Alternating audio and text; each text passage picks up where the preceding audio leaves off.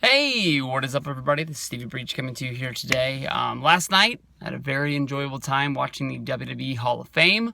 Honestly, I didn't think I was going to watch it, and seeing how I had sort of given up on the Hall of Fame the last few years, guys like Rikishi going in sort of, soured it for me. But honestly, Kurt Angle was the one guy that made me tune into the WWE Network last night. And there was a lot of names that went in there: Teddy Long, Beth Phoenix, the Rock and Roll Express. The one thing you can say about the Hall of Fame is you can really see that they're really seeing that if they want to keep doing the Hall of Fame, they got to start putting less people in. And you had your tag team, you had your women, you had your manager, you had your main event male, and it still was fucking long. That show seemed to go on and on and on.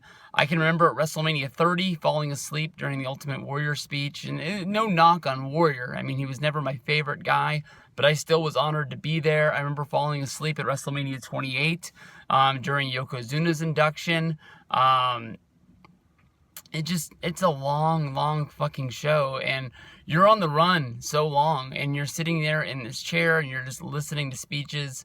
If somebody like Daniel Bryan went in, Triple H, Vince McMahon, The Undertaker, I definitely would want to be in attendance and learning from the mistakes of WrestleMania 29, understanding that they could put guys in anywhere on the show that they want to. I mean, WrestleMania 29 did have a stacked Hall of Fame card with Trish Stratus, Booker T, but I don't think anybody saw Mick Foley curtain jerking that year. And Bruno Sammartino, who I would have thought they would have put on earlier than they did. I think he was the main event guy that closed out the show, with him being the man of the garden and everything like that. But I'll be honest, I'm 35. I'm kind of old for a wrestling fan here on YouTube, and I had no cares about Sammartino going in there. I understand that a lot of people that were in attendance there in that area that grew up around there, they might care a little bit more than I did, but I ain't watching no Sammartino matches. But last night, Kurt Angle going into the Hall of Fame,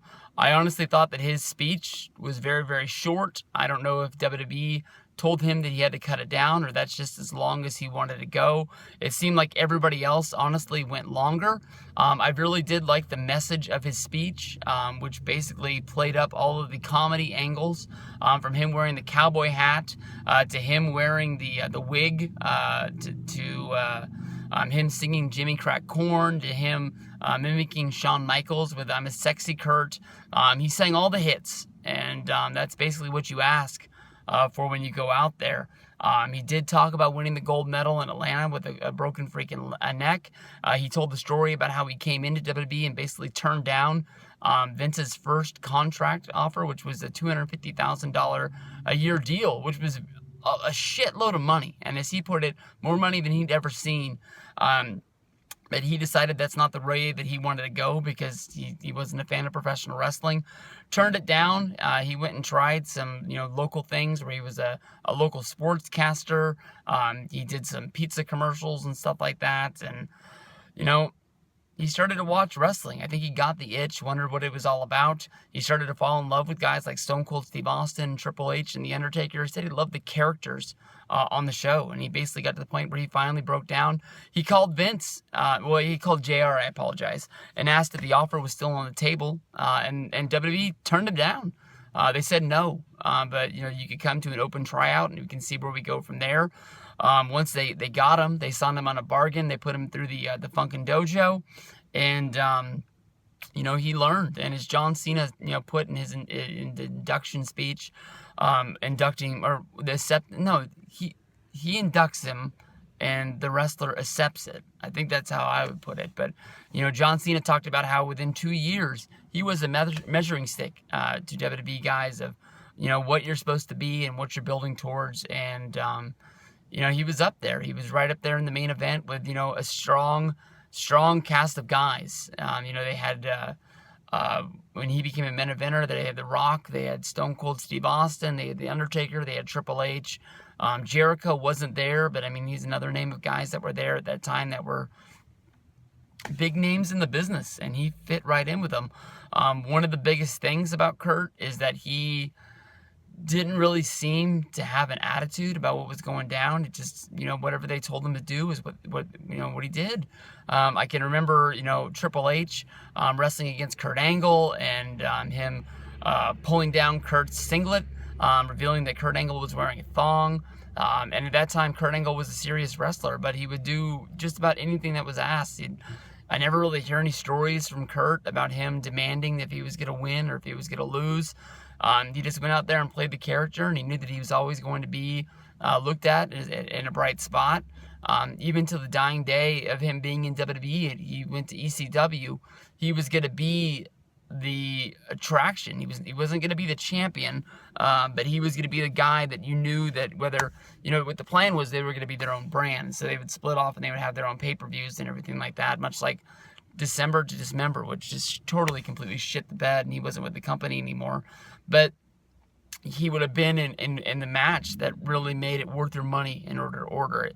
I've said it 1,000 times why Triple H is one of my favorite competitors of all time, is that no matter where Triple H was going to be on the card, if he was the champion, if he was wrestling in the main events, if he was just in a second sort of tier match, it was going to be one of the best matches on the night, and you were going to get your money's worth because he's a fucking awesome wrestler. That's the same way I feel about Kurt Angle. But he did, I felt like he was speaking to the guys on the roster who are scared to step out from where they are. Maybe that's because of, so much of the stuff is written and they're handed a script and basically said, here, say this.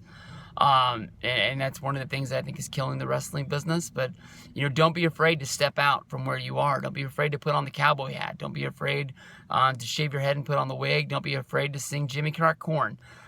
Because making fun of yourself is going to put you out there. And honestly, the first guy that I thought of is, back in, I think, 2000, I'm going to say 2009, maybe 2010, or maybe even earlier than that, now that I think about it. But Kurt Angle was wrestling in TNA, and they basically put AJ Styles, who had been one of the main event guys of TNA, and they put him behind Kurt Angle on Team Angle, and then basically, him and Christian started fighting over AJ, and they made him Prince AJ. And then he basically started to fall in love with Karen Angle, and, all the stupid stuff that came with it. But that sort of broke AJ out of the shell, where it opened up AJ to have better promos down the road, because it made him where he didn't have that glass-eyed, sort of yell at the camera babyface promo that he was having, where it seemed like he was scared out of his breath, scared out of his mind of the camera and things like that. So, he ended it with the Kurt Angle milk bash. He didn't get to drive the milk truck down to the ring, but the guy had one hell of a career, and people can debate whether they think it's over or not, but it's hard to say. I mean, honestly, I'd love to see Angle wrestle one more match. It's hard to see where he fits in. There's definitely a lot of people who think that he's going to be going into the GM slot on Monday Night Raw, with the hole filled by Mick Foley. I don't know how they would put that together with Stephanie wanting to bring him in, with her definitely being a heel and Triple H being a heel, why they would want a babyface GM. But Angle was the man, and he's going to be it for a long time.